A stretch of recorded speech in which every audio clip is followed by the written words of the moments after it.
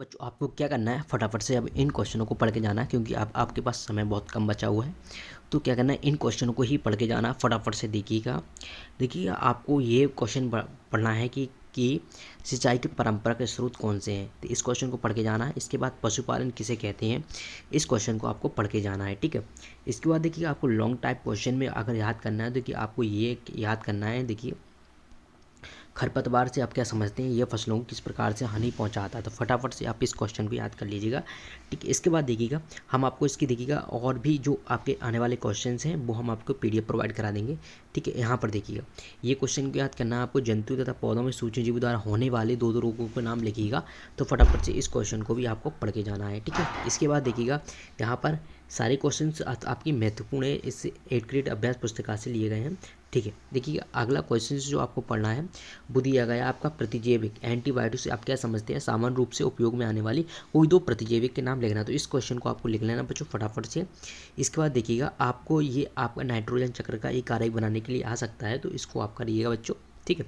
इसके बाद देखिएगा इसके बाद आपको क्या करना है, ये इसको छोड़ देना है आपको। इसके बाद आपका 3rd चैप्टर आ जाता है।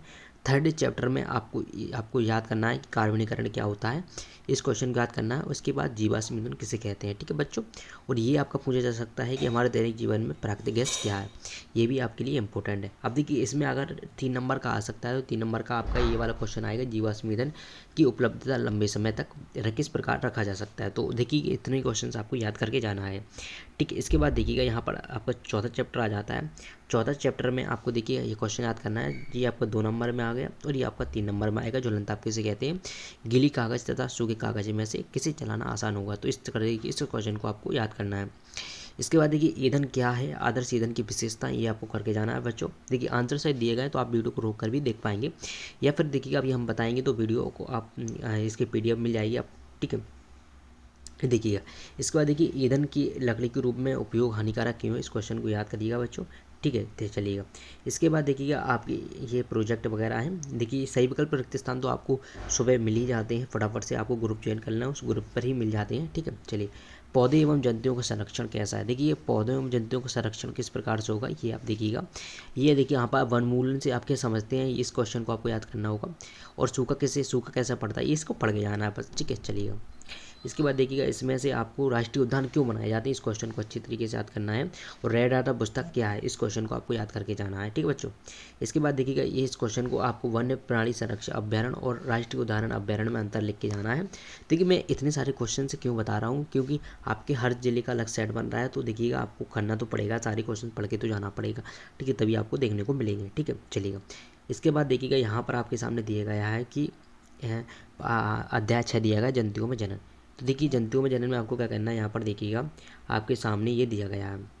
इसमें आपको याद करना है कि देखिएगा आंतरिक निषेचन बाह्य निषेचन में अंतर। तो इस क्वेश्चन को याद करके जाइएगा बच्चों, ये आपका 3 नंबर में पूछा जाएगा, 2 या 3 नंबर में। इसके बाद आपको ये क्वेश्चन अलैंगिक जनन और लैंगिक जनन और अलैंगिक जनन में क्या अंतर है, आपको उदाहरण से बताना है, ठीक है बच्चों। चलिएगा इसके बाद देखिएगा हम अगले क्वेश्चन पे किशोरावस्था पार्ट 7 पे आते हैं। तो पार्ट 7 में आपको कौन कौन से क्वेश्चन याद करके जाना है, देखिएगा बच्चों। किशोरावस्था में होने वाले शारीरिक परिवर्तनों की सूची बताना है आपको, ठीक है। इसके बाद देखिएगा आपको क्या करना है, पीयूष ग्रंथि किस प्रकार की ग्रंथि है और शरीर में कहाँ रहती है। तो इस तरीके से इस क्वेश्चन को आपको करके जाना है बच्चों, ठीक है। इसके बाद आप इस चैप्टर में से आपको और कोई सा क्वेश्चन याद करने की आवश्यकता नहीं है, ठीक है, पढ़ के जाइएगा, ठीक है। आप देखिएगा बल तथा दाब, आपकी तैयारी अभी तक बेस्ट हो गई होगी, और मैं बता रहा हूँ इन क्वेश्चनों को अच्छे तरीके से करके चले जाइएगा। देखिएगा इनमें से आपको करना है, देखिए बल लगाने पर किसी वस्तु में क्या क्या परिवर्तन होता है। तो इस क्वेश्चन को करके जाइएगा बच्चों, ये आपके लिए अति महत्वपूर्ण है, ठीक है। इसके बाद देखिएगा यहाँ पर आप लोग देखिएगा आपके सामने ये वाला क्वेश्चन आपके अति महत्वपूर्ण है। असंपर्क बल किसे कहते हैं, स्थिर विद्युत बल एवं गुरुत्वाकर्षण बल का उदाहरण द्वारा आपको बताना है। तो इस क्वेश्चन को आपको याद कर लेना फटाफट से, ठीक बच्चों। चलिएगा इसके बाद देखिएगा यहाँ पर आपका आता चैप्टर 9 घर्षण 9 यानी कि पार्ट घर्षण। इसमें देखिएगा आपको पहला ही क्वेश्चन याद करना है, घर्षण बल को प्रभावित करने वाले कारक कौन कौन से हैं, ठीक है।